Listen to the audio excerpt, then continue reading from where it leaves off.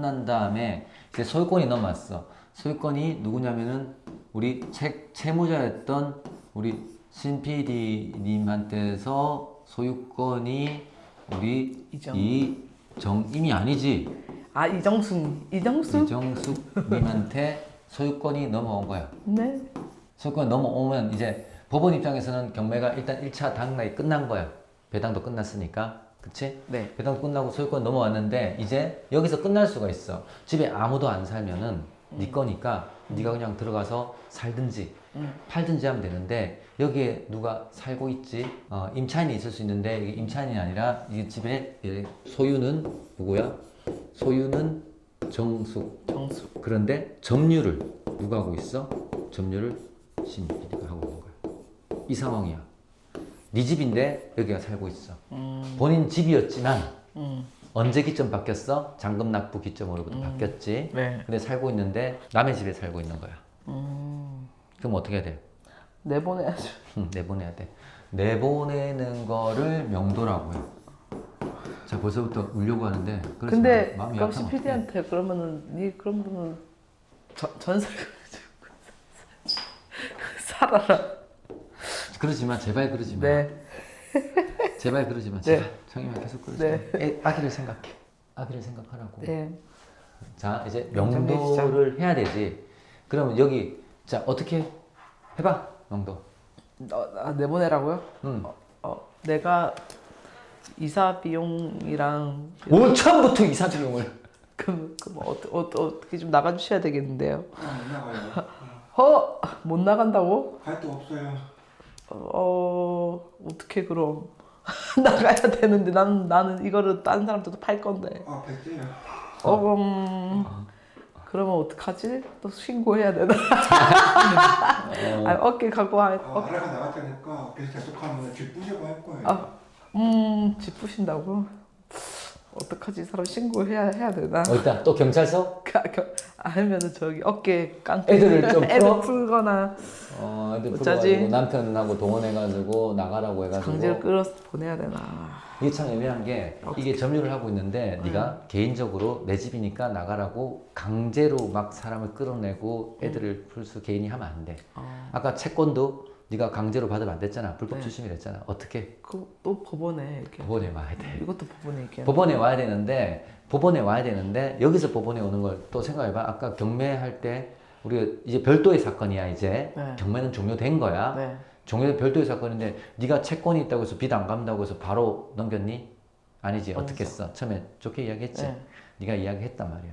좋게 이야기하는 절차가 있어야지. 네. 나가달라고 하니까 좋게 말하니까 바로 뭐래? 뭐 나가. 배짜라고. 이렇게 되는 거잖아. 그치? 너는 이제 정임이가 아니야. 네. 채권자는 돈 받고 나갔어. 네. 이제 정숙 씨 대 채무자, 점유자 음. 간에 이게 되는 거야. 음. 말로 해봐. 안 됐어. 그러면 말로 해보고 안 되면 법원에다 이야기하면 그럼 되지. 언제까지 나가실 건데요? 반년만 시간 좀 주세요. 반년? 네. 반년은 또 너무 긴데 월세 줄게요 그동안. 월세를 얼마 줄 건데요?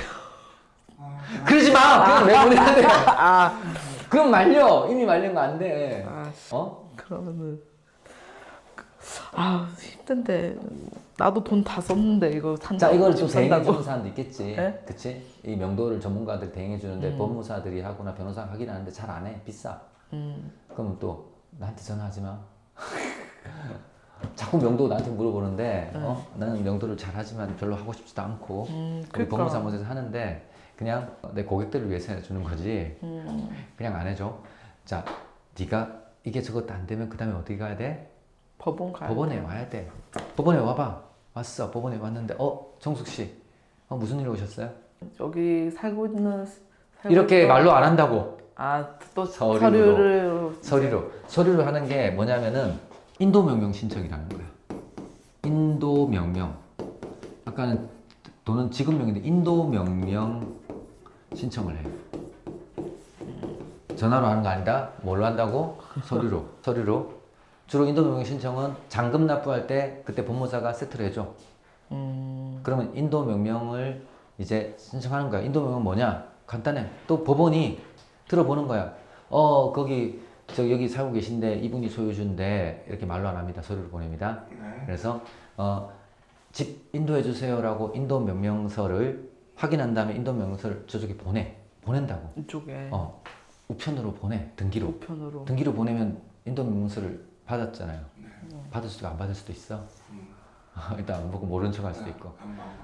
안 받아. 안 받으면 반송되겠지. 그럼 어떻게 돼? 또 한 번 보내. 또 한 번 보내도 그래도 안 받네? 그러면 이제 송달 간주라고 해. 송달된 걸로 간주한다. 송달이라는 거는 보냈다는 뜻이야. 네. 근데 간주한다.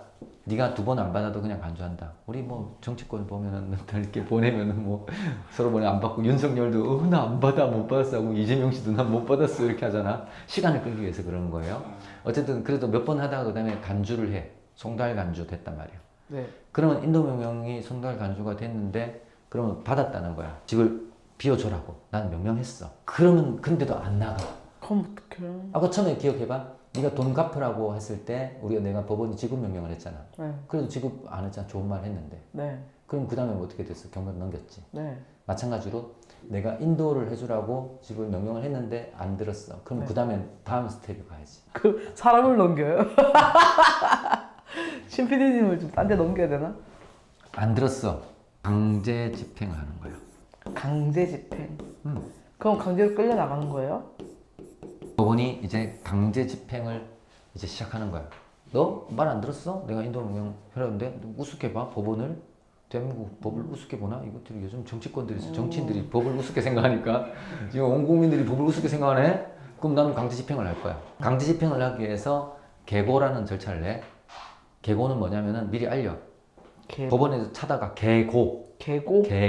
법원에서 가서 집달관들이 가서 집달관이 있어. 집달관이 가가지고 문 두드리는 데 없으면 문 따버려.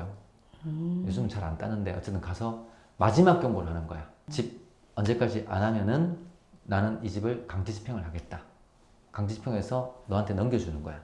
강제 집행은 사람을 끌어내는 게 아니라 안에 있는 짐, 기물들을 전부 다 끌어내고 빈집을 만들어서 너한테 주는 거야. 실제 강제 집행까지 가면은 사람들이 막 살고 있는 상태에서 그럼 어떻게 다 끌어내? 그러네. 그게 네가 드라마에서 봤던 거야. 딱지 붙이는 딱지는 절차는 아니야. 아니지. 여기서 그냥- 딱지 붙이는 거 아니야. 딱지 붙이는 건 가압류 같은 거 할 때 하는 건데 그치. 여기서는 그냥 그냥 짐을 그냥 다 끌어내. 빼버려. 어떻게 강제 집행을 하냐면은 차량이 몇 대를 가. 크기에 따라서. 그리고 인부가 10명, 15명 가. 그리고 문을 강제로 따. 안 열면. 따고 그 안에 있는 안 하면 어떡할까? 그럼 계속 여기 살게 놔줄 거야? 근데 그게 어떡해요? 그럼 짐이랑. 걔 강제 집행 할까요, 말까요? 정숙님. 예? 어떻게 했대? 어떻게 할까요? 강제 집행 하지 말까요? 씨 강제 집행 하라고 돈까지 주면서 우리한테 강제 집행 시켜놓고 왜? 하지 마요? 반장만 봐주세요. 그게 좀만 더 시간을 줘야 되나? 불쌍하잖아요. 아니다, 안 불쌍하다. 내가 먹고 네가 불쌍하다, 살아야지. 네가 불쌍해. 내가 먹고 살아야지. 그래, 내가 먹고 강제 집행 살아야지. 할까요, 말까요? 해야죠. 그리고 이제 가서 짐을 전부 다 10명이 가서 다 끌어내서 짐을 어떻게 하냐? 끌어내서 차량에 싣고 임시 어떻게? 보관해주나? 보관을 해. 어디다 보관할까? 컨테이너 같은 데다가 보관을 해. 아니면 뭐 창고 같은 데다가 법원이 지정한 데다가 거기 가서 보관을 하는 거야. 보관을 해놓고 나중에 찾아가세요. 집 구하면 찾아가시라. 보관비 드나요? 보관비 들죠. 보관비하고 운반비 다 들죠. 이게 보관비하고 운반비 합쳐서 200에서 300까지 나옵니다. 자, 200에서 300만 원을 누가 낼까요? 내가. 일단은 네가 내야 되는 거야. 낙찰자가 내는 거야. 어쨌든 내가 시켰으니까. 우리 법은 돈 받고 하는 데니까. 그러니까 시켰으니까. 법원이 하청을 주는 그런 집달관들이 가서 집행을 하는 거야, 집행. 그래서 다 끌어내. 하다 보니까 밥 먹고 이래. 강집행은 정말 하면 안 되는데. 그러니까. 그런 경우 많아요? 많지는 않은데 간혹 있지. 나는 워낙 많이 하다 보니까 1년에 막 수백 건씩 하다 보면은 강집행까지 가는 경우가 있어. 그러면 이제 그걸 전부 다 끌어내는데 진짜 얼마 전에는 진짜 밥 먹고 있는데 밥 먹고 있어. 근데 왜 밥 먹고 있어? 미리 나갔어야지. 아까도 경매 넘어가서 팔았어야 되는데 팔고 빚 갚았어야 되는데 빚을 안 갚아서 그런 것처럼 그러니까. 또 이런 분들이 또 그럴 수 있단 말이야. 그럼 본인은 설마 그렇게 되거나 아니면 대안이 없었어. 대체 없어 이런 경우도 있고 뭐 설마 할 수도 있겠지만 설마가 아니야. 강집행 하지 마. 그럼 아까 물어보자. 아까 네가 채권자인데 돈 못 받으면 경매하지 마. 아니요, 해야죠. 해야 돼. 근데 나중에 집 이제 명도를 해야 도리죠. 되는데 강집행 하지 마. 부정하니까 아니 해야죠. 강제입행을 안 하면은 그럼 누가 경매를 해? 그치? 강제입행을 법원이 안 해주고 니들끼리 하라고 아무도 경매를 안 할 거 아니야. 그쵸. 하면 입찰가가 굉장히 낮아질 거고. 그러니까 더 똥값으로 팔리게 되고 그러면 서로 안 좋은 거잖아. 맞아. 그래서 강제입행은 해야겠지. 진짜 밥 먹고 있더라. 진짜요. 그날도. 그럼 밥 먹다가 그냥 짐을 전부 다 끌어내는 거야. 그래서 그거를 법원이 해줘. 근데 법원이 강제입행을 안 하면은 너무 잔인하니까 하지 마라 하면 어떤 일이 되겠어? 민간끼리 또 싸우지 않겠어? 그치? 깡다구 센 놈이 이기는 거잖아. 옛날에는 강제입행 잘 안 해줄 때는 그래서 조폭들을 하고 경매가 깡패들이 하는 거라는 이야기가 나오는 거야. 법원이 손 놓고 국가기관이 손 놓고 있으면은 니들끼리 알아서 하면은 어떻게 돼? 아까 채권자 채무자에서 니들끼리 알아서 하라고 하면 안 되잖아. 국가가 개입을 해야겠지. 강력한 법 집행을 해야지 안정성이 생긴 거야. 그걸 감성적으로 접근해가지고 잔인하니 많이 이렇게 말하는 거는 좀 생각이 좀 짧은 거야. 자본주의 시장 경제가 차갑게 느껴지지만 그렇지 않으면은 시스템이 굴러갈 수가 없어요. 이해돼? 그래서 뭐 강제 집행을 하면은 너한테 주면 이제 거기서 완전히 끝난 거야. 이해돼? 그게 명도야. 그런데 나중에 명도는 수업 때 더 하겠지만 참고로 강제 집행하기 전에 이분한테는 기회가 있었잖아. 네가 처음에 좋은 말로 협상했을 때 그때 봐봐.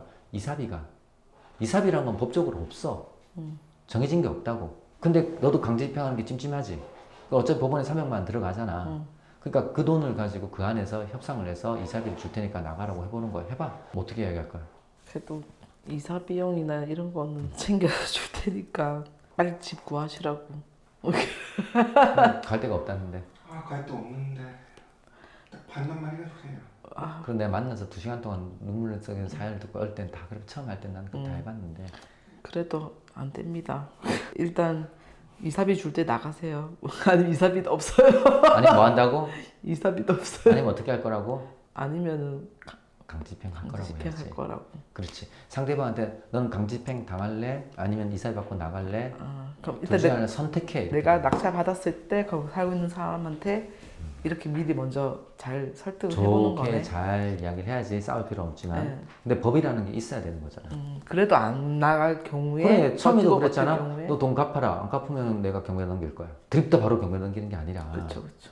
그런 것처럼 그건 선택을 어쩔 수 하게 없지. 돈을 갚든지 경매를 하든지 둘 중에 하나인데 처음부터 이분은 돈을 못 갚아서 경매를 못 하게 된 거고 경매를 넘어가게 된 거고 이번엔 또 본인이 찰집을 구하는 거는 너무 깊게 생각하지 말자. 네. 그래서 그 절차가 끝나면은 이제 모든 게 종료가 되는 거야.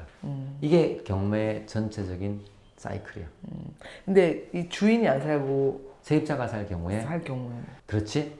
점유자가 세입자일 경우도 있지. 예. 세입자일 경우에도 그럼 그걸 이제 인정을 하느냐 아니냐 경매에서는 세입자하고의 계약관계 끝나는 거야. 일반적으로 우리가 집을 살 때는 세입자가 살고 있는 상태에 집을 사면 계약을 승계해야 되지. 네네네. 그치? 네. 계약이 끝나면 상관없는 거고 네. 계약 중인 세입자가 있는 경우에는 우리가 그 남은 기간을 인정해 줘야 되잖아. 매수자가. 네네. 근데 경매는 그렇지 않아. 아, 경매는 세입자라도 종료되는 거야. 그냥 끝나는 거네. 거기도 그렇지. 나가야 되네. 그렇지. 경매로 넘어갔다 그러면은 우리 나가야 된다 이렇게 되는 거네. 당연하지. 근데 세입자인 경우에 세입자는 채권자일 수 있지. 그렇죠. 채권자지. 네. 전세든 좋으니까. 월세든 보증금이 있으니까. 네. 그럼 근데 그 보증금 어떻게? 보증금은 경매 신청했으면 배당을 받겠죠. 그럼 세입자가 받겠네. 보증금을. 받을 수도 있고 못 받을 수도 있어. 왜냐면 그 그건 전에 나중에 또 권리 분석을 할 때 할- 알려줄게. 다음 편에 권리 분석할 때는 그걸 이야기해 줄 건데 그게 그래서 권리 권리 분석이 분석이구나. 필요한 거야. 권리 분석. 근데 세입자가 예를 들어 돈을 다 받아 나가는 사람이야. 네. 그럼 나가면 되는 나가면 거야. 되지. 맞아. 근데 세입자도 못 나간다고 할 수 있다. 그럼 어떻게 해야 돼? 또 법원에 맞아. 또 힐삽이 아니면 강제집행이야. 강제집행. 근데 그 세입자가 돈을 다 받아 나가는 사람은 사실은 상관이 없잖아. 근데 그 세입자가 전세 사기 피해자처럼 자기가 돈을 또 못 받아 나가는 사람은 또 힘들겠지. 그래서 전세사기 피해자가 그렇지. 그거구나. 그 전세 피해자들이 지금 그 돈을 다 받아 나가는 사람 문제가 아니라 돈을 못 받아 나가는 사람들은 또 어떻게 우리 세입자 신재봉씨 못 나가. 못 나가요, 못 나가. 나 집주인한테 보증금 못 받은 거 있어. 전 주인한테. 신재성이한테 내가 못 받은 게 이름 까도 되나? 못 받은 돈이 있으니까 난 받을 때까지 못 나간다고 하고 있을 거 아니야. 그럼 자기가 대신 줄 거야? 아니죠. 그러니까 나가라. 그래서 억울함을 호소한다. 막 TV에 억울한 나온 못사지. 게 TV에 그런 나와가지고 거구나. 우리는 억울하다. 근데 그걸 누가 줘? 낙찰자가 줄 거야. 그러니까 법원이 줄 거야. 은행이 내가 사기를 당한 거잖아. 그럼 그건. 정임이 네가 양보할 거야? 아니죠. 우리 채권자 정임 씨가 양보할 거야? 나눠 먹자고 할 거야? 아니잖아. 근데 그게 그러니까 어떻게 보면 사기도 아닌데 사기인 거네. 나에게 케이스마다 틀릴 수 그 있어. 케이스만 케이스마다 작정하고 다르신데 그게 이제 사기. 권리 분석인데 아, 순서가 있거든 배당이. 그건 다음 시간에 하자. 네. 그래서 그런 부분이 있다. 자 여기까지만 알면 돼. 여기 가면은 우리가 경매를 새로 시작하는데 바로 시작하는데 시작하면서 우리가 뭐 손 낳고 일단은 공부 다 한 다음에 시작하려면은 10년 해야 돼. 그러니까 영어 회화를 12년 동안 공부한 다음에 그 다음에 영어 회화를 시작하겠다는데 그게 아니거든. 맞아. 영어로 회화를 하면서 공부를 같이 하면서 해야 되는 것처럼 이제부터 다음 주부터 바로 경매를 시작할 거야. 네.